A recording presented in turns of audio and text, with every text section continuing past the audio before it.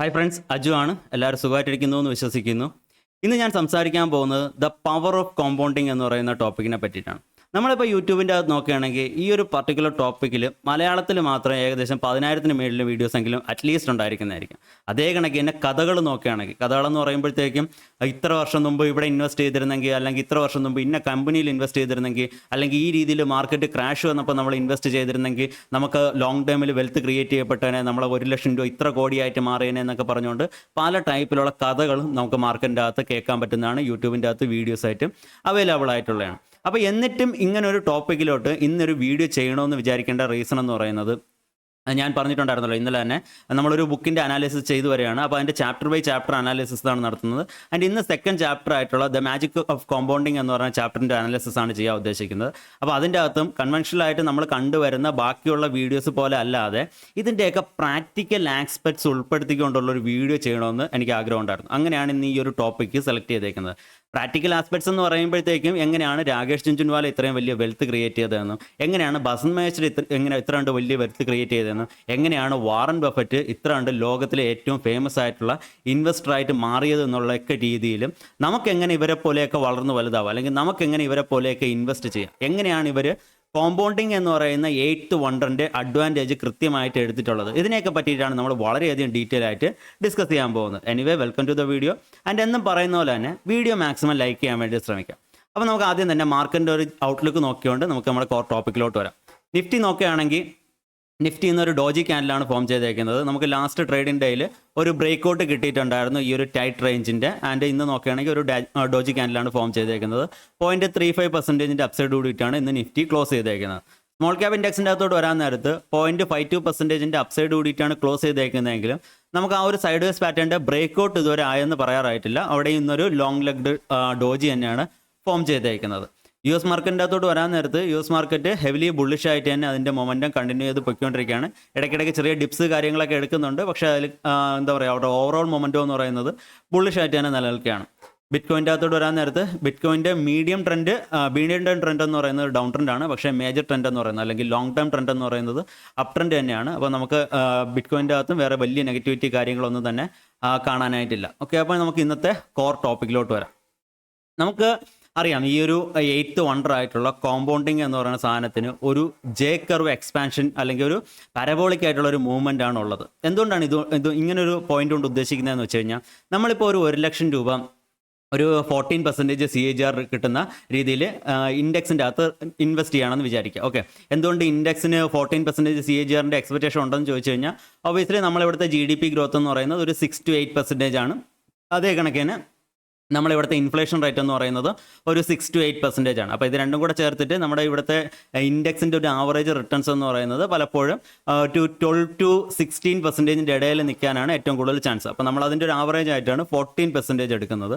അപ്പോൾ 14% റിട്ടേൺസിൻ്റെ എക്സ്പെക്റ്റേഷനിൽ നമ്മൾ ഇൻഡെക്സിൻ്റെ അകത്ത് 1,00,000 രൂപ ഇൻവെസ്റ്റ് ചെയ്തു എന്ന് വിചാരിക്കാം. അടുത്ത 20 വർഷത്തേക്ക് 20 വർഷം കഴിയുമ്പോഴത്തേക്ക് നമ്മുടെ ഈ 1,00,000 രൂപ എത്രയാവും? അത് ഏകദേശം 13,74,000 രൂപയായിട്ട് മാറുന്നതായിരിക്കും. ഓക്കെ, 1,00,000 രൂപ 20 വർഷം കഴിയുമ്പോൾ 13,74,000 രൂപയായിട്ട് മാറുന്നതായിരിക്കും. ഇതേ 1,00,000 രൂപ അടുത്തൊരു 10 വർഷം കൂടെ നമ്മൾ ഇടുകയാണെങ്കിൽ, അതായത് 30 വർഷം കഴിയുമ്പോഴത്തേക്കും അത് 51,00,000 രൂപയായിട്ട് മാറുന്നതായിരിക്കും. അത് തന്നെ ഒരു 5 വർഷം കൂടെ നമ്മൾ ഇടുകയാണെങ്കിൽ അത് 98,00,000 രൂപയായിട്ട് മാറുന്നതായിരിക്കും. ഓക്കെ, അപ്പോൾ നമ്മൾ ആലോചിച്ച് നോക്കുക, ആദ്യത്തെ 20 വർഷം കൊണ്ട് 1,00,000 രൂപ ജസ്റ്റ് 13,25,00,000 രൂപ മാത്രമേ ആവുന്നുള്ളൂ. അതിനുശേഷം അടുത്തൊരു 10 വർഷം കൊണ്ട് ആ 13,25,00,000 രൂപ 51,00,000 മാറുന്നു. പിന്നെ ഒരു 5 വർഷം കൂടെ കഴിഞ്ഞപ്പോഴത്തേക്കും അത് 98,00,000 രൂപയായിട്ട് മാറുകയാണ്. അപ്പോൾ ഇവിടെ സംഭവിക്കുന്നത് എന്താണെന്ന് വെച്ച് കഴിഞ്ഞാൽ, ഒരു ജെ കർവ് ആയിട്ടുള്ള ഒരു മൂവ്മെൻ്റ് ആണ് നടക്കുന്നത്. ആദ്യത്തെ കുറച്ച് വർഷങ്ങളിൽ വലിയ റിട്ടേൺസ് കാര്യങ്ങളൊന്നുമില്ല, അല്ലെങ്കിൽ വലിയ രീതിയിലുള്ള വെൽത്ത് ക്രിയേഷൻ നടക്കുന്നില്ല. പെർസെൻറ്റേജ് വൈസ് ഇതെല്ലാം ഒരേ കണക്ക് തന്നെ ഒരേ CAGR മൂവ് ചെയ്യുന്നതെങ്കിലും ക്യാപിറ്റലിൻ്റെ സൈസ് വെച്ച് നോക്കാൻ നേരത്ത് അങ്ങോട്ട് പോകാൻ നേരത്ത് ടൈം കൂടി വരുന്നതനുസരിച്ചാണ് ഇതിൻ്റെ ഒരു എന്താ പറയുക, എമൗണ്ട് ഹ്യൂജ് ആയിട്ട് വന്നുകൊണ്ടിരിക്കുന്നത്. ഓക്കെ, ഒരു പാരബോളിക് മൂവ്മെൻ്റ് ആണ് ഇതിൻ്റെ അകത്ത് നടക്കുന്നത്. എന്തുകൊണ്ടാണ് വാറൻ ബഫറ്റ് ഇത്ര കണ്ട് വലിയ ഇൻവെസ്റ്റ് ആയിട്ട് ലോകം മൊത്തം അറിയപ്പെടുന്നതെന്ന് ചോദിച്ചു കഴിഞ്ഞാൽ, അതിൻ്റെ ബേസിക്കലി ഉത്തരം ഇത്രയേ ഉള്ളൂ. പുള്ളിക്ക് 93 വയസ്സ്, പുള്ളി ഇപ്പോഴും ഇൻവെസ്റ്റ് ചെയ്യുന്നുണ്ട്. അതാണ് അതിൻ്റെ ബേസിക് ഉത്തരം എന്ന് പറയുന്നത്. കാരണം എത്ര നാൾ മാർക്കറ്റിൻ്റെ അകത്ത് ഇൻവെസ്റ്റ് ചെയ്തുകൊണ്ടിരിക്കുന്നോ, അവസാനം ആകുമ്പോഴത്തേക്കും നമ്മുടെ എന്താ പറയുക, നമ്മുടെ വെൽത്തിൻ്റെ കോമ്പൗണ്ടിങ് എന്ന് പറയുന്നത് വളരെ ഹ്യൂജ് ആയിട്ടുള്ള എമൗണ്ടിലായിരിക്കും നടക്കാൻ പോകുന്നത്. അപ്പോൾ വാറൻ ബഫറ്റ് ഒരു 50ാമത്തെ വയസ്സിലോ അല്ലെങ്കിൽ 60ാമത്തെ വയസ്സിലോ മരിച്ചു പോയിരുന്നെങ്കിൽ പുള്ളി ഇത്ര കണ്ട് ഫേമസ് ആയിട്ടുള്ള ഒരു ഇൻവെസ്റ്റർ ആയിട്ട് മാറത്തില്ലായിരുന്നു. അതല്ലെങ്കിൽ നമ്മുടെ ഇപ്പോൾ രാകേഷ് ജുൻവാല ഒരു 90 വയസ്സ് വരെ അല്ലെങ്കിൽ 100 വയസ്സ് വരെ ജീവിച്ചിരിക്കുകയാണെങ്കിൽ പുള്ളി ചിലപ്പോൾ ഇതിനെക്കാട്ടിയും ഫേമസ് ആയിട്ടുള്ള ഒരു ഇൻവെസ്റ്റർ ആയിട്ട് മാറാമായിരുന്നു. ഓക്കെ, അപ്പോൾ ഈ രീതിയിലാണ് കോമ്പൗണ്ടിങ്ങിൻ്റെ അകത്ത് ടൈം എന്ന് പറയുന്ന ഫാക്ടറി എഫക്റ്റ് ചെയ്യുന്നത്. അപ്പോൾ ഈ കോമ്പൗണ്ടിങ് എന്ന് പറയുന്ന സാധനത്തിൻ്റെ അകത്ത് അല്ലെങ്കിൽ പവർ ഓഫ് കോമ്പൗണ്ടിങ് എന്താണെന്ന് മനസ്സിലാക്കണമെങ്കിലും അല്ലെങ്കിൽ എങ്ങനെ ഇതിനനുസരിച്ച് ഇതിൻ്റെയൊക്കെ അഡ്വാൻറ്റേജ് എടുത്തിട്ട് നമ്മൾ ഇൻവെസ്റ്റ് ചെയ്യണമെന്ന് മനസ്സിലാക്കണമെങ്കിലും ആദ്യം എന്തൊക്കെ ഫാക്ടേഴ്സാണ് കോമ്പൗണ്ടിങ്ങിനെ അഫക്റ്റ് ചെയ്യുന്നത് നമ്മൾ ആദ്യം മനസ്സിലാക്കണം. ആദ്യം തന്നെ വളരേണ്ടതെന്ന് വെച്ച് കഴിഞ്ഞാൽ കോമ്പൗണ്ടിങ്ങിൻ്റെ അകത്ത് മെയിനായിട്ട് 3 ഫാക്ടേഴ്സാണുള്ളത്. ഒന്ന് capital, 2 rate of return, and 3 എന്ന് പറയുന്നത് ടൈം ഇൻവെസ്റ്റഡ്. ടൈമിനെ കുറിച്ചാണ് നമ്മളിപ്പം ജസ്റ്റ് ഒരു ഔട്ട്ലുക്ക് നോക്കിയത്. അതായത് ടൈം എത്ര കണ്ട് കൂടുതൽ കാലം നമ്മൾ ഇൻവെസ്റ്റഡ് ആയിരിക്കുന്നോ അത്ര കണ്ട് നമുക്ക് അഡ്വാൻറ്റേജ് കിട്ടുന്നതായിരിക്കും എന്നുള്ള രീതിയിൽ നമ്മളിപ്പോൾ കണ്ടായിരുന്നു. ജസ്റ്റ് ഒരു എക്സാമ്പിൾ കണ്ടായിരുന്നു. ഇനി നമ്മൾ ഈ രീതിയിൽ ടൈമിൻ്റെ അഡ്വാൻറ്റേജ് എടുത്തുകൊണ്ടാണ് നമ്മൾ ഇൻവെസ്റ്റ് ചെയ്യുന്നത്. അതായത് നമ്മുടെ ക്യാപിറ്റൽ ചെറുത് തന്നെയാണ്, നമ്മൾ ചെറിയ രീതിയിലുള്ള റിട്ടേൺസിൻ്റെ എക്സ്പെക്റ്റേഷനുമാണ് വയ്ക്കുന്നത്. പക്ഷേ വളരെ കാലം നമ്മൾ ഇൻവെസ്റ്റ് ചെയ്യാൻ വേണ്ടി റെഡിയാണ്, വളരെ ലോങ് ടൈമിലേക്ക് നമ്മൾ ഇൻവെസ്റ്റ് ചെയ്യാനായിട്ട് റെഡിയാണ്. ആ രീതിയിൽ നമ്മൾ ഇൻവെസ്റ്റ്മെൻറ്റുകൾ നടത്താൻ നേരത്ത് ഉള്ള പ്രശ്നം എന്തെന്ന് വെച്ച് കഴിഞ്ഞാൽ നമുക്കൊരിക്കലും ഏർലി ഫിനാൻഷ്യൽ ഫ്രീഡം അച്ചീവ് ചെയ്യാൻ വേണ്ടി പറ്റത്തില്ല. അല്ലെങ്കിൽ നമ്മുടെ ഒരു നല്ല പ്രായത്തിൽ നമുക്ക് ഫിനാൻഷ്യൽ ഫ്രീഡം അച്ചീവ് ചെയ്ത് നമുക്ക് ജോലിയൊന്നും ഇല്ലാതെ ജീവിക്കാൻ പറ്റത്തില്ല. മറിച്ച് നമുക്കൊരു 60-70 വയസ്സാകുമ്പോഴത്തേക്ക് അല്ലെങ്കിൽ ഈ കണ്ടതുപോലെ 10, 30, 35 വർഷത്തേക്കൊക്കെ ഇൻവെസ്റ്റ് ചെയ്താൽ മാത്രമേ നമുക്ക് അത്യാവശ്യം മീനിങ് ഫുൾ ആയിട്ടുള്ളൊരു ക്യാപിറ്റൽ ബിൽഡ് ചെയ്തെടുക്കാൻ പറ്റത്തുള്ളൂ. അപ്പോൾ അതാണ് ഇതിൻ്റെ അകത്തുള്ള മെയിൻ ആയിട്ടുള്ള പ്രോബ്ലം. നമ്മൾ ഏതെങ്കിലും ഒരു ഫാക്ടറിനെ മാത്രം ഡിപ്പെൻഡ് ചെയ്ത് നമ്മൾ വെൽത്ത് ക്രിയേറ്റ് ചെയ്യാൻ പോവുകയാണെങ്കിൽ അതിൻ്റെ മെയിൻ ആയിട്ടുള്ള പ്രോബ്ലം എന്ന് വെച്ച് കഴിഞ്ഞാൽ ഇതാണ്. ഇനി അതേ കണക്ക് നമ്മളിപ്പോൾ റേറ്റ് ഓഫ് റിട്ടേൺസ് അല്ലെങ്കിൽ പെർസെൻറ്റേജ്, എത്ര പെർസെൻറ്റേജിൻ്റെ റിട്ടേൺസ് നമ്മൾ എടുക്കുന്നു എന്നുള്ള ഇയർ ഓൺ ഇയർ CAGR നമ്മൾ ഹൈവി ആയിട്ടുള്ള ഗ്രോത്ത് കൊണ്ടുവരാൻ വേണ്ടി നോക്കുകയാണെങ്കിൽ അവിടെയുള്ള വിഷയം എന്ന് വെച്ച് കഴിഞ്ഞാൽ ഇപ്പോൾ F&O ട്രേഡേഴ്സൊക്കെ എന്ന് വെച്ച് കഴിഞ്ഞാൽ ഈ രീതിയിലാണ് തിങ്ക് ചെയ്യുന്നത്. അവർ വിചാരിക്കുന്നതെന്ന് വെച്ച് കഴിഞ്ഞാൽ അവരിലുള്ള ക്യാപിറ്റൽ വളരെ കുറവാണ്. അപ്പോൾ ഈ കുറഞ്ഞ ക്യാപിറ്റൽ കൊണ്ട് ഞങ്ങൾ കുറേ നാൾ ലോങ് ടൈമിൽ ഇൻവെസ്റ്റ് ചെയ്യുകയാണെങ്കിൽ ഞങ്ങൾക്ക് ഫിനാൻഷ്യൽ ഫ്രീഡം അച്ചീവ് ചെയ്യാൻ വേണ്ടിയിട്ട് ഒരുപാടധികം വർഷം എടുക്കും. അപ്പോൾ അത്രയും വർഷം ഇൻവെസ്റ്റ് ചെയ്ത് കളയാൻ വേണ്ടിയിട്ട് ടൈമില്ല, ഞങ്ങൾക്ക് വളരെ നേരത്തെ തന്നെ റിട്ടയർ ചെയ്യണം. അപ്പോൾ നമ്മൾ F&O ചെയ്യുകയാണെങ്കിൽ അല്ലെങ്കിൽ ഫ്യൂച്ചർ ആൻഡ് ഓപ്ഷൻസ് ഒക്കെ ചെയ്യുകയാണെങ്കിൽ നമുക്ക് ഫാസ്റ്റായിട്ട് വളരെ വലിയ പെർസെൻറ്റേജിൽ റിട്ടേൺസ് ജനറേറ്റ് ചെയ്യാൻ പറ്റും എന്നുള്ള രീതിയിലാണ് F&O ട്രേഡേഴ്സൊക്കെ നിൽക്കുന്നത്. പക്ഷേ ഇത് നമ്മൾ സിസ്റ്റമാറ്റിക് ആയിട്ട് കൃത്യമായിട്ടുള്ള ട്രേഡിംഗ് മെത്തേഡ് ഇല്ലാതെ പ്രോപ്പറായിട്ടുള്ള റിസ്ക് റേഷ്യോ കാര്യങ്ങളൊന്നും നോക്കാതെ ചെയ്യുമ്പോഴത്തേക്കും ഏതെങ്കിലും 1-2 നെഗറ്റീവ് ട്രേഡ്സ് മതി ഞങ്ങളുടെ, അല്ലെങ്കിൽ ഒരു നെഗറ്റീവ് ഇയർ മതി ഇവർ ഈ ഉണ്ടാക്കിയിരിക്കുന്ന ക്യാപിറ്റൽ മൊത്തം വൈപ്പ് ഔട്ട് ആയി പോകാൻ വേണ്ടിയിട്ട്. ഒരു എക്സാമ്പിൾ പറഞ്ഞുതരാം. ഇത് ഈ ബുക്കിൽ നിന്ന് എടുത്തിട്ടുള്ള എക്സാമ്പിളാണ്. അതായത് ഒരു 40% റിട്ടേൺസ് വെച്ചുകൊണ്ട് ഒരു 4 വർഷം ഇൻവെസ്റ്റ് ചെയ്യുകയാണെന്ന് വിചാരിക്കുക. 40% എല്ലാ വർഷവും CAGR 40% കിട്ടുകയാണ്. എന്നിട്ട് 5ാമത്തെ വർഷത്തിൽ ഒരു ഡ്രോപ്പ് കിട്ടുകയാണ്, 50% ഡ്രോപ്പ് വരികയാണെന്ന് വിചാരിക്കുക. ഓക്കെ, ആദ്യത്തെ 4 വർഷം 40% CAGR 40% CAGR സൂപ്പറാണ്. 40% CAGR എന്ന് പറയുമ്പോഴത്തേക്കും ഒന്ന് ആലോചിച്ച് നോക്കുക. 40% CAGR വന്നതിന് ശേഷം 5ാമത്തെ വർഷം ഒരു 50% 50% പോർട്ട്ഫോളിയോ ഡ്രോപ്പ് എടുക്കുകയാണ്. അതൊരു F&O ട്രേഡർ ആണെങ്കിൽ അയാൾക്ക് ആ രീതിയിൽ കിട്ടിയതായിരിക്കാം. ഇനി അതല്ല ഒരു ലോങ് ടൈം ഇൻവെസ്റ്റ് ആണ്, ഒരു ഗ്രോത്ത് ഇൻവെസ്റ്റ് ആണെങ്കിൽ അയാൾക്കൊരു ബെയർ മാർക്കറ്റ് കിട്ടിയപ്പോഴത്തേക്ക് ബെയർ മാർക്കറ്റിൻ്റെ അകത്ത് അയാളുടെ പോർട്ട്ഫോളിയോ 50% ഡ്രോപ്പ് എടുത്തതായിരിക്കാം. എങ്ങനെയായിരുന്നാലും 50% ഡ്രോപ്പ് 5ാമത്തെ വർഷം വരികയാണെങ്കിൽ ലാസ്റ്റായിട്ട് നോക്കുമ്പോഴത്തേക്കും പുള്ളിയുടെ CAGR റിട്ടേൺസ് എന്ന് പറയുന്നത് എത്രയായിരിക്കും? അത് 13.95 അല്ലെങ്കിൽ 14% മാത്രമായിരിക്കും. അതായത് കഴിഞ്ഞ 4 വർഷം 40% റിട്ടേൺസ് ഉണ്ടാക്കി വന്നാലും 5ാമത്തെ വർഷം ഒരു 50% ഡ്രോപ്പ് എടുക്കുകയാണെങ്കിൽ ആവറേജ് CAGR റിട്ടേൺസ് നോക്കാൻ നേരത്ത് 5 വർഷത്തെ CAGR റിട്ടേൺസ് എന്ന് പറയുന്നത് 14% താഴെ മാത്രമായിരിക്കും. അപ്പോൾ ആക്ച്വലി കോമ്പൗണ്ടിങ് എന്ന് പറയുന്ന ഈ ഒരു വലിയൊരു മഹാപ്രതിഭാസത്തിൻ്റെ മുന്നിൽ ഏറ്റവും വലിയ എനിമി എന്താണെന്ന് ചോദിച്ചു കഴിഞ്ഞാൽ അത് നെഗറ്റീവ് ഇയർ ആണ്. ഒരു വർഷം നേരെ ചുവ ഒന്ന് ഡൗൺ ആയി പോവുകയാണെങ്കിൽ, ഒരു വർഷം ഒരു പ്രോപ്പർ ബെയർ മാർക്കറ്റ് നമ്മളെ പോർട്ട്ഫോളിയോനെ എടുക്കുകയാണെങ്കിൽ, അല്ലെങ്കിൽ ഒരു പോർട്ട്ഫോളിയോക്കകത്തൊരു ക്രാഷ് ഹിറ്റ് ആവുകയാണെങ്കിൽ നമ്മുടെ അത്രയും നാൾ നമ്മൾ ഉണ്ടാക്കി വന്നാൽ അല്ലെങ്കിൽ നമ്മുടെ ക്രിയേറ്റ് ചെയ്തുകൊണ്ടിരുന്ന വെൽത്തിനെ മൊത്തത്തിൽ അതിൻ്റെ ആ ഒരു ട്രജക്ടറി തന്നെ തിരിക്കാൻ വേണ്ടിയിട്ട് അത് കാരണമായിട്ട് വരുന്നതായിരിക്കും. അപ്പോൾ ഈ ഒരു ഇതിന് മാർക്കറ്റിൻ്റെ അകത്ത് പറയുന്നതെന്ന് വെച്ച് കഴിഞ്ഞാൽ bear market always snatches what bull market gave. എന്നാലും ബുൾ മാർക്കറ്റ് തന്നെല്ലാം തന്നെ ബെയർ മാർക്കറ്റ് കൊണ്ടുപോകുന്നതായിരിക്കും. ആ രീതിയിലാണ് ഇത് വർക്ക് ചെയ്യുന്നത്. അപ്പോൾ ഇതിനെ നമുക്ക് എങ്ങനെ ഓവർകം ചെയ്യാമെന്ന് ചോദിച്ചു കഴിഞ്ഞാൽ എപ്പോഴും തന്നെ നമുക്ക് മാർക്കറ്റിൻ്റെ അകത്ത് സിറ്റ് ബാക്ക് പീരീഡ്സ് വേണം. അതായത് നമ്മുടെ തിയറി വർക്ക് ചെയ്യുന്നില്ല, നമ്മുടെ ട്രേഡിംഗ് സ്ട്രാറ്റജി വർക്ക് ചെയ്യുന്നില്ല, അതല്ലെങ്കിൽ മാർക്കറ്റ് നമുക്ക് ഫേവറബിൾ അല്ല, ഇങ്ങനെയുള്ള കണ്ടീഷൻസിലെല്ലാം തന്നെ നമ്മൾ മാർക്കറ്റിൽ നിന്ന് ഔട്ടായിട്ടിരിക്കാൻ വേണ്ടിയിട്ട് നോക്കുക. അല്ലാതെ ആ സമയത്ത് നമ്മൾ ഫോഴ്സ്ഫുള്ളി ട്രേഡുകൾ എടുക്കുക, ആ സമയത്തും ഫോഴ്സ്ഫുള്ളി ഇൻവെസ്റ്റഡ് ആയിരിക്കുക, ഈ രീതിയിലൊക്കെ നമ്മൾ ചെയ്യാൻ നേരത്തെ എസ്പെഷ്യലി നമ്മുടെ കയ്യിൽ ക്യാപിറ്റൽ ലോ ആയിരിക്കുമ്പോഴത്തേക്ക്. ക്യാപിറ്റൽ കൂടിക്കഴിയുമ്പോഴത്തേക്ക് നമുക്ക് എപ്പോഴും സിറ്റ് ബാക്കുകൾ എടുക്കാൻ പറ്റത്തില്ല. നമ്മൾ മാർക്കറ്റിൻ്റെ അകത്തുനിന്ന് ഫുൾ ക്യാപിറ്റൽ ഒന്ന് വിഡ്രോ ചെയ്ത് നമുക്ക് ഒരിക്കലും വെളിയിലിരിക്കാൻ പറ്റുന്നതായിരിക്കത്തില്ല. പക്ഷേ നമ്മളിൽ ക്യാപിറ്റൽ ചെറുതായിരിക്കുന്ന സമയത്ത് നമുക്ക് സിറ്റ് ബാക്ക് പീരീഡ് എടുക്കാൻ പറ്റുന്നതായിരിക്കും. ഈ രീതിയിൽ സിറ്റ് ബാക്ക് പീരീഡ് എടുക്കുകയാണെങ്കിൽ ഈ നേരത്തെ പറഞ്ഞ സെയിം എക്സാമ്പിൾ 4 വർഷം 40% CAGR റിട്ടേൺസിലോട്ട് വരികയാണ്. 5ാമത്തെ വർഷം നമ്മുടെ സ്റ്റോപ്പ് ലോസിൽ അടിച്ചു, മാർക്കറ്റ് ഡൗൺ ആവുകയാണ്, ബെയർ മാർക്കറ്റിലോട്ട് പോവുകയാണ്, നമ്മൾ മൊത്തത്തിൽ എക്സിറ്റായി വെളിയിൽ വന്നിരിക്കുന്നു, നമുക്ക് ആ വർഷം ഒരു രീതിയിലുള്ള റിട്ടേൺസും കിട്ടിയില്ല, 0% റിട്ടേൺസ് ആണെങ്കിൽ 5ാമത്തെ വർഷം തീരുമ്പോഴത്തേക്കും നമ്മുടെ ടോട്ടൽ CAGR എന്ന് പറയുന്നത് 30.1 ആയിരിക്കും, 30.1% CAGR ആയിരിക്കും. അതായത് ഈ ഒരു കോമ്പൗണ്ട് റിട്ടേൺസിൻ്റെ സ്റ്റോറിക്കകത്ത് നമ്മുടെ ക്യാപിറ്റൽ നഷ്ടപ്പെട്ടു പോകാതിരിക്കുക എന്ന് പറയുന്നത്, അല്ലെങ്കിൽ എപ്പോഴും നമ്മുടെ ക്യാപിറ്റൽ പ്രിസർവ് ചെയ്യുക എന്ന് പറയുന്നത് വളരെ ഇമ്പോർട്ടൻ്റ് ആയിട്ടുള്ളൊരു കാര്യമാണ്. പൈസ എക്സ്ട്രാ ഉണ്ടാക്കിയില്ലെങ്കിൽ പോലും നമ്മൾ മാക്സിമം നമ്മുടെ റിസ്ക് റിവാർഡ് റേഷ്യോ നോക്കിയിട്ട് മാക്സിമം ക്യാപിറ്റലിൽ പ്രിസർവ് ചെയ്യാൻ വേണ്ടി നോക്കണം. FNOയിലോട്ട് വരാൻ നേരത്ത് എപ്പോഴും നമുക്ക് നമ്മുടെ ക്യാപിറ്റൽ ഇതേ കണക്ക് പ്രിസർവ് ചെയ്യാൻ പറ്റണമെന്നില്ല. അതാണ് അവിടുത്തെ മെയിൻ പ്രോബ്ലം എന്ന് പറയുന്നത്. മാർക്കറ്റ് വളരെ വയലൻ്റ് ആയിട്ട് റിയാക്ട് ചെയ്യും, വളരെ വയലൻ്റ് ആയിട്ട് ചിലപ്പോൾ നമ്മളെ ട്രേഡുകൾ താഴോട്ട് പോവുകയും നമ്മൾ വളരെ കാലം കൊണ്ട് നമ്മൾ ഉണ്ടാക്കിയെടുത്ത ക്യാപിറ്റൽ പോലും വളരെ പെട്ടെന്ന് നഷ്ടപ്പെട്ടു പോകാനുള്ള ചാൻസ് ഉണ്ട്. അപ്പോൾ അതുകൊണ്ടാണ് പല ആൾക്കാരും FNO അധികം ചെയ്യരുതെന്ന് എക്സ്പീരിയൻസ്ഡ് ആയിട്ടുള്ള ആൾക്കാർ പറയുന്നതും. ആൻഡ് അതുകൊണ്ടാണ് മാർക്കറ്റിൻ്റെ അകത്ത് 99.999% FNO റീറ്റെയിൽ ട്രേഡേഴ്സും നഷ്ടം ഉണ്ടാക്കുന്നത്. ഓക്കെ, അപ്പോൾ ഈ FNO ട്രേഡിങ്ങും കാര്യങ്ങളൊക്കെ അവിടെ നിൽക്കട്ടെ. നമ്മളിപ്പോൾ പറഞ്ഞു വന്നതെന്ന് വെച്ച് കഴിഞ്ഞാൽ റേറ്റ് ഓഫ് റിട്ടേൺസ് ആണ്. റേറ്റ് ഓഫ് റിട്ടേൺസ് എന്ന് പറഞ്ഞു കഴിഞ്ഞാൽ നമ്മൾ ആദ്യം പറഞ്ഞു കോമ്പൗണ്ടിങ്ങിൻ്റെ അകത്ത് ടൈമിൻ്റെ അഡ്വാൻറ്റേജ് എടുക്കുകയാണെങ്കിൽ നമുക്ക് വളരെ വലിയ പെർസെൻറ്റേജിൻ്റെ റിട്ടേൺസ് എടുക്കാൻ പറ്റും. അത് നമ്മൾ ആ ഒരു 20 വർഷത്തേക്ക് റിട്ടേൺസ് ജനറേറ്റ് ചെയ്ത സമയത്തും അതേ കണക്ക് തന്നെ ഒരു 10 വർഷം കൂടെയും ഒരു 5 വർഷം കൂടെയും എക്സ്ട്രാ നമ്മൾ സെയിം എമൗണ്ട് ഇൻവെസ്റ്റഡ് ആയിട്ടിരുന്നപ്പോഴത്തേക്കും വന്നിട്ടുള്ള നമ്മുടെ ഔട്ട്കമ്മത്തിലുള്ള വ്യത്യാസം നമ്മൾ കണ്ടിട്ടുണ്ടായിരുന്നു. ഇനി നമ്മൾ കാണാൻ പോകുന്നതെന്ന് വെച്ച് കഴിഞ്ഞാൽ നമ്മൾ ഈ റിട്ടേൺസിൻ്റെ അകത്ത് ചെറിയ രീതിയിലൊരു ഹൈക്ക് കൊണ്ടുവരികയാണ്. നേരത്തെ എത്രയാണ് പറഞ്ഞത്? 1 ലക്ഷം രൂപ 14% CAGR നമ്മൾ ഇൻവെസ്റ്റ് ചെയ്യുന്നതെന്നാണ് പറഞ്ഞത്. ഇനി 14 വിട്ടിട്ട് നമ്മളൊരു 18% CAGR റിട്ടേൺസ് കിട്ടത്തക്ക രീതിയിൽ ഇൻവെസ്റ്റ് ചെയ്യുകയാണെങ്കിൽ ഈ പറഞ്ഞിട്ടുള്ള സെയിം ടൈം ഫ്രെയിം 35 വർഷം കഴിയുമ്പോഴത്തേക്കും എത്രയായിരിക്കും നമുക്ക് കിട്ടാൻ പോകുന്നത്? ആദ്യം നമ്മൾ എത്രയാണ് പറഞ്ഞത്? 98 ലക്ഷം രൂപ കിട്ടുമെന്നാണ് പറഞ്ഞത്. ഇനി 18% CAGRലോട്ട് വരാൻ നേരത്ത് നമ്മുടെ ഔട്ട്കം എന്ന് പറയുന്നത് ഏകദേശം 3.3 കോടി രൂപയാണ് നമുക്ക് കിട്ടാൻ പോകുന്നത്. ഓക്കെ, 3.3 കോടി രൂപ. ഇവിടെയെന്ന് വെച്ച് കഴിഞ്ഞാൽ റിട്ടേൺസിൻ്റെ അല്ലെങ്കിൽ എന്താ പറയുക നമ്മുടെ ആ ഒരു CAGRൻ്റെ അകത്ത് വെറും 4% ഹൈക്ക് മാത്രമേ കൊണ്ടുവന്നിട്ടുള്ളൂ. ഈ 4% ഹൈക്ക് കൊണ്ടുവരാൻ വേണ്ടിയിട്ട് നമുക്ക് എന്ത് ചെയ്യാൻ പറ്റും? നമ്മൾ ഈ പറയുന്ന രീതിയിൽ ഇൻഡെക്സിൻ്റെ അകത്ത് ഇൻവെസ്റ്റ് ചെയ്യാതെ വേറെ ഏതെങ്കിലും ഒരു സ്റ്റോൾവേർഡ് ആയിട്ടുള്ള ഒരു കമ്പനി, ഇപ്പം ബജാജ് ഫിനാൻസോ അല്ലെങ്കിൽ അത്ര ഉണ്ട് മാർക്കറ്റിൻ്റെ അകത്ത് ഇപ്പോൾ ഡിവീസ് പോലുള്ള വളരെ ലാർജ് ആയിട്ടുള്ള ഒരു പ്ലെയർ, അതേ സമയത്ത് മാർക്കറ്റിൻ്റെ അകത്ത് കൺസിസ്റ്റൻ്റ് ആയിട്ട് ഗ്രോത്ത് ഓപ്പർച്യൂണിറ്റി ഉള്ള ഒരു പ്ലെയർ, നല്ല രീതിയിൽ ഗ്രോ ചെയ്യാൻ വേണ്ടിയിട്ട് പൊട്ടൻഷ്യൽ ഉള്ള ഒരു കമ്പനി നമ്മൾ എടുക്കുകയാണെങ്കിൽ അതിൻ്റെ അകത്ത് നമുക്ക് ഈ പറയുന്ന രീതിയിൽ 18% ഒക്കെ നോർമലി കിട്ടാവുന്ന കാര്യമാണ്. കാരണം അവരെപ്പോഴും തന്നെ ഇൻഡെക്സ് എത്രയാണ് തരുന്നത്? ഇൻഡെക്സ് ഈ രീതിയിൽ 14% അല്ലെങ്കിൽ 16%, 15% ഒക്കെ നമുക്ക് ഇൻഡെക്സിൻ്റെ അകത്ത് റിട്ടേൺസ് കിട്ടുന്നതായിരിക്കും. അതിനെ ചെറിയൊരു ഫേസിൽ അവർ ഔട്ട് പെർഫോം ചെയ്ത് പോകുന്നതായിരിക്കും. അതല്ലെങ്കിൽ നമ്മൾ മ്യൂച്വൽ ഫണ്ടിൽ ഇട്ടാലും നമുക്ക് ഈ പറഞ്ഞ രീതിയിൽ ഒരു 18% ഒക്കെ റിട്ടേൺസ് പിടിക്കാൻ പറ്റുന്നതായിരിക്കും.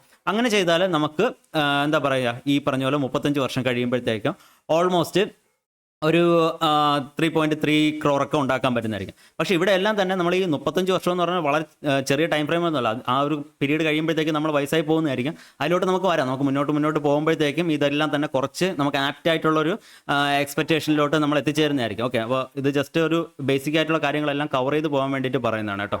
ഓക്കെ, അതിനുശേഷം നമ്മളിപ്പം ഈ രീതിയിൽ നമ്മുടെ റേറ്റ് ഓഫ് റിട്ടേണിൻ്റെയും ടൈമിൻ്റെയും അഡ്വാൻറ്റേജ് എടുക്കുന്നതിനെ പറ്റിയിട്ട് പറഞ്ഞിട്ടുണ്ടായിരുന്നു.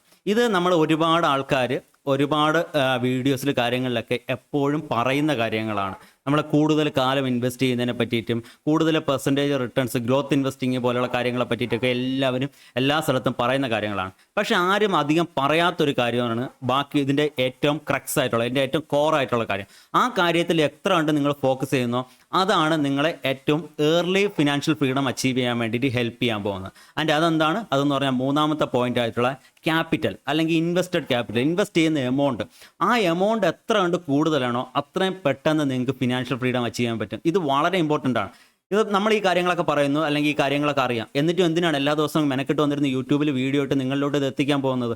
നിങ്ങളെല്ലാവരെയും ബോധവൽക്കരിച്ച് നിങ്ങളെല്ലാവരെയും കോടീശ്വരന്മാരാക്കാൻ വേണ്ടി മാത്രമാണോ? അല്ല, ഒരിക്കലും അല്ല. നമുക്ക് ഇതിൻ്റെ അകത്തുനിന്ന് കിട്ടുന്ന ആ ഒരു ചെറിയ എമൗണ്ട് പോലും നമ്മുടെ കോമ്പൗണ്ടിങ് ജേർണിക്കകത്ത് നമ്മളെ ഹെൽപ്പ് ചെയ്യുന്ന സാധനമാണ്. അപ്പോൾ അതിന് വേണ്ടിയിട്ടാണ്, അല്ലെങ്കിൽ each and every Penny counts, ഓരോ രൂപയും ഓരോ പെന്നിയും നമുക്ക് മാറ്റർ ചെയ്യുന്നതാണ് നമ്മളെ കോമ്പൗണ്ടിങ് ജേർണിക്കകത്ത്. എത്ര കണ്ട് കൂടുതൽ നമ്മൾ മാർക്കറ്റിൻ്റെ അകത്തോട്ട് പൈസ ഇടാൻ പറ്റുമോ അത്ര കണ്ട് കൂടുതൽ പൈസ ഇട്ട് കഴിഞ്ഞാൽ അത്ര കണ്ട് ഫാസ്റ്റായിട്ട് നമ്മുടെ വെൽത്ത് ക്രിയേഷൻ നടക്കുന്നതായിരിക്കും. അതിന് വേണ്ടിയിട്ടാണ് ഈ മെനക്കേടുകളെല്ലാം എടുക്കുന്നത്. ഓക്കെ, അപ്പം ബേസിക്കലി ഏറ്റവും ഇമ്പോർട്ടൻ്റ് ആയിട്ടുള്ള കാര്യം. എന്നാൽ പക്ഷേ പബ്ലിക്കായിട്ട് ഒരു വലിയ ഇൻവെസ്റ്ററും അധികം സംസാരിക്കാത്തൊരു കാര്യമാണ് ഈ ഇനിഷ്യൽ ക്യാപിറ്റൽ ക്യാപിറ്റൽ എന്നുള്ളത്. നമ്മൾ എത്ര കണ്ട് കൂടുതൽ ഹയർ ക്യാപിറ്റൽ കൊണ്ടുവരുന്നോ അത്ര കണ്ട് ഫാസ്റ്റ് ആയിട്ടായിരിക്കും നമ്മളെ വെൽത്ത് ക്രിയേഷൻ നടക്കാൻ പോകുന്നത്. അത് ഈ പറഞ്ഞിട്ടുള്ള നേരത്തെ പറഞ്ഞിട്ടുള്ളത് പോലെയൊക്കെ അല്ല, അതിനെക്കാട്ടിയും വളരെ മൾട്ടിപ്പിൾസിൽ നമുക്ക് ഗ്രോത്ത് നടക്കുന്നതെന്ന് വെച്ച് കഴിഞ്ഞാൽ ഒരു എക്സാമ്പിൾ പറയുകയാണെങ്കിൽ നേരത്തെ പറഞ്ഞിട്ടുള്ള സെയിം സിനാരിയോ 1,00,000 ക്യാപിറ്റൽ 14% CAGR 35 വർഷം. ഈ 35 വർഷം നമ്മൾ ഇൻവെസ്റ്റ് ചെയ്യുന്നതിൻ്റെ കൂട്ടത്തിൽ ഒരു 3,000 റുപ്പീസിൻ്റെ എക്സ്ട്രാ SIP കൂടെ നമ്മൾ ഈ സെയിം സാധനത്തിൻ്റെ അകത്ത് സെയിം ഇൻഡെക്സിൻ്റെ അകത്ത് നമുക്ക് മന്ത്ലി ചെയ്യാൻ പറ്റുകയാണെങ്കിൽ നമ്മുടെ ഔട്ട്കം എന്ന് പറയുന്നത് 3.67 crore. നേരത്തെ നമ്മുടെ ഔട്ട്കം എന്ന് പറയുന്നത് ഈ ഒരു SIP ഇല്ലാതെ നമുക്ക് ഔട്ട്കം എന്ന് പറയുന്നത് വെറും 98 ലക്ഷമായിരുന്നു. ആൻഡ് ഈ ഒരു 3,000 രൂപയുടെ ഒരു SIP കൂടെ നമുക്ക് മന്ത്ലി ചെയ്യാൻ പറ്റുകയാണെങ്കിൽ നമ്മുടെ ഔട്ട്കം എന്ന് പറയുന്നത് 3.5 കോടിക്ക് മേലെ പോകുന്നതായിരിക്കും. ഇനി ഇതിൻ്റെ കൂട്ടത്തിൽ തന്നെ നമ്മളൊരു ഈ 3,000 രൂപ SIP ചെയ്യുന്നതിൽ ഒരു 10% ഹൈക്ക് കൂടെ എല്ലാ വർഷവും നമുക്ക് കൊണ്ടുവരാൻ പറ്റുകയാണെങ്കിൽ അതിൻ്റെ ഔട്ട്കം എന്ന് പറയുന്നത് 7.25 കോടിക്ക് മേലെ പോകുന്നതായിരിക്കും. ഓക്കെ, 7.76 crore മേലെ പോകുന്നതായിരിക്കും. അപ്പോൾ ആ ഒരു വ്യത്യാസം നോക്കുക. ഓക്കെ, ബാക്കി പെർസെൻറ്റേജ് വൈസ് റിട്ടേൺസ് കാര്യങ്ങളെല്ലാം സെയിം ആണ്, same year, same percentage, same CAGR എല്ലാം സെയിം ആണ്. നമ്മൾ ഇടുന്ന ക്യാപിറ്റലിൽ ഒരു ചെറിയ വ്യത്യാസം കൊണ്ടുവരുമ്പോഴത്തേക്ക് നമുക്ക് ആ കിട്ടുന്ന ഔട്ട്കമ്മിലുള്ള വ്യത്യാസം നോക്കുക. ഓക്കെ, അപ്പോൾ അതുകൊണ്ടാണ് നമ്മൾ എപ്പോഴും പറയുന്നത്, നിങ്ങൾ ഫിനാൻഷ്യൽ ഫ്രീഡം അച്ചീവ് ചെയ്യാൻ വേണ്ടിയിട്ട് ആഗ്രഹിക്കുന്ന ഒരാളാണോ നിങ്ങളുടെ ഇൻകം സ്ട്രീമുകൾ കൂട്ടുക, കൂടുതൽ നിങ്ങളെ ഇൻകം കൂട്ടുക. നിങ്ങൾക്ക് ഒരു ജോലി അല്ലാതെ വേറൊരു സൈഡായിട്ട് വേറെ എന്തെങ്കിലും ജോലി ചെയ്യാൻ പറ്റുകയാണെങ്കിൽ അതുകൂടെ നോക്കുക. അങ്ങനെ എന്തെങ്കിലുമൊക്കെ ചെയ്ത് എക്സ്ട്രാ ഇൻകം ഫാമിലിക്കകത്ത് സ്പൗസ് വേറെ ഒന്നും ചെയ്യുന്നില്ലെങ്കിൽ സ്പൗസിനെ കൊണ്ട് വേറെ ഒരു ജോലി ചെയ്യാൻ വേണ്ടിയിട്ട് മോട്ടിവേറ്റ് ചെയ്യുക എന്ന് പറഞ്ഞാൽ പറ്റുന്ന എന്തെങ്കിലും വളരെ ചെറിയൊരു ജോലി ആയാലും എന്തെങ്കിലും ഒരു ജോലി ചെയ്ത് നമുക്ക് നമ്മുടെ മൊത്തത്തിൽ വീട്ടിലോട്ട് കൂടുതൽ ഇൻകം വരുന്ന ഇൻകം സ്ട്രീമുകൾ നമ്മൾ ഓപ്പൺ ചെയ്യുകയാണെങ്കിൽ അതെല്ലാം തന്നെ നമ്മുടെ ഈ ഒരു ഫിനാൻഷ്യൽ ഫ്രീഡം അച്ചീവ് ചെയ്യുന്ന ജേണിയിൽ ഇതെല്ലാം തന്നെ വളരെ ഇതിനെല്ലാം പോസിറ്റീവ്ലി കാറ്റലിസ്റ്റ് ചെയ്യുന്ന കാര്യങ്ങളാണ്. അപ്പോൾ ഇതൊക്കെ തന്നെ മാക്സിമം ചെയ്യാൻ വേണ്ടി ശ്രമിക്കാം. ഇനി നമുക്ക് ഇതിൻ്റെ അകത്തോട്ട് ഏറ്റവും ബെസ്റ്റ് മെത്തേഡ് എന്താണെന്ന് ചോദിക്കുകയാണെങ്കിൽ ടൈം ആണോ, അല്ലെങ്കിൽ റേറ്റ് ഓഫ് ഇൻട്രസ്റ്റ് ആണോ, അതല്ലെങ്കിൽ ഇനിഷ്യൽ ക്യാപിറ്റൽ ഇടുന്നതിലാണോ, അല്ലെങ്കിൽ നമ്മൾ SIP ചെയ്യുന്നത് എന്താണോ ഏറ്റവും ബെസ്റ്റ് എന്ന് ചോദിച്ചു കഴിഞ്ഞാൽ ഏറ്റവും ബെസ്റ്റ് ഇത് 3ന്റെ അഡ്വാൻറ്റേജസ് ഒരുമിച്ചെടുക്കുന്നതാണ് ഏറ്റവും ബെസ്റ്റ് എന്ന് പറയുന്നത്. എപ്പോഴും ഇതിൻ്റെ 3ന്റെ അഡ്വാൻറ്റേജ് എങ്ങനെ എടുക്കാൻ പറ്റും? ഇപ്പം നേരത്തെ പറഞ്ഞ എക്സാമ്പിളിലാണെങ്കിൽ ഒരു 1,00,000 രൂപ 18% CAGR, ആദ്യം നമ്മൾ പറഞ്ഞ 14% അല്ല 18% CAGRൻ്റെ അകത്ത് നമ്മൾ ഈ പറയുന്ന പോലെ 3,000 രൂപ മന്ത്ലി SIP പ്ലസ് ഒരു 10% SIPക്കകത്ത് ഒരു 10% ഹൈക്ക് എല്ലാ വർഷത്തിലും ഈ രീതിയിൽ ഒരു 35 വർഷത്തിലോട്ട് നമ്മൾ ഇൻവെസ്റ്റ് ചെയ്യുകയാണെങ്കിൽ നമ്മുടെ ഔട്ട്കം എന്ന് പറയുന്നത് എപ്പോഴും എത്രയായിരിക്കും?